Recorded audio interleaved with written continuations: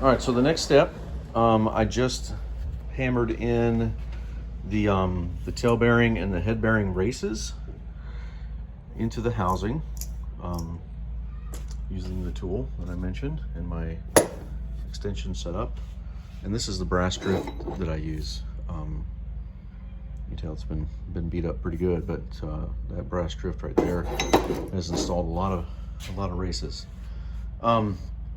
So in the tail bearing for the JL, for example, in the JK, the tail bearing will come with a new steel, it looks like a washer, but it's really an oil diffuser to hold oil in the bearing. This version of the JL, the Dana 44, does not use an oil diffuser for the tail bearing. So we're going to insert the tail bearing, and then we're going to put in the pinion seal. Now with the pinion seal, let me set this up real quick. This pinion seal, do not trust this bullshit orange RTV that comes on here from the factory. This is the worst stuff ever. You can see I can just peel it off with my fingernail, right? I ended up changing a pinion seal in a storage unit in Missouri with Fat Ninja because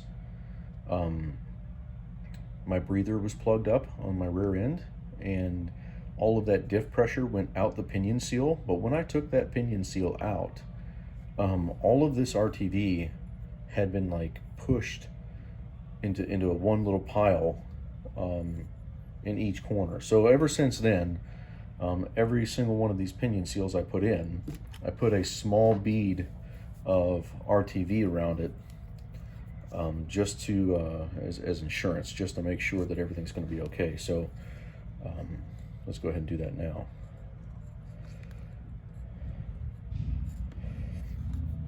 It doesn't have to be perfect. It's not coming out of this tube very straight.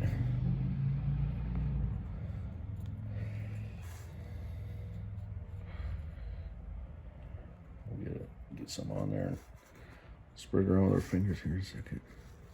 Yeah, so just get it nice covered everywhere, and then we're going to hammer this guy in too. When you go to hammer this one in, first of all, make sure that your tail bearing is installed. I've made that mistake before with myself. Get in a hurry and hammer in the seal, and then look on the table and tail bearing sitting there. So then you got to take the seal out. Hopefully you don't destroy it, because the kit only comes with one.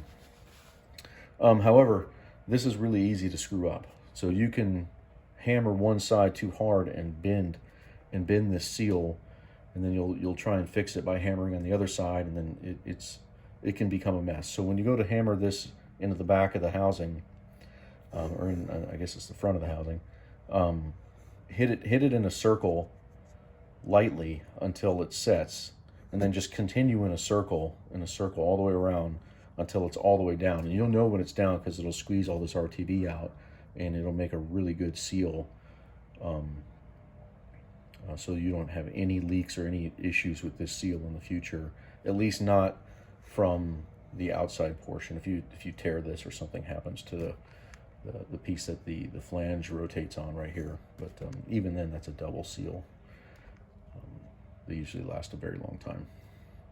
But that's the next step, is just slide the tail bearing in. It just sits in there, then hammer the pinion seal on.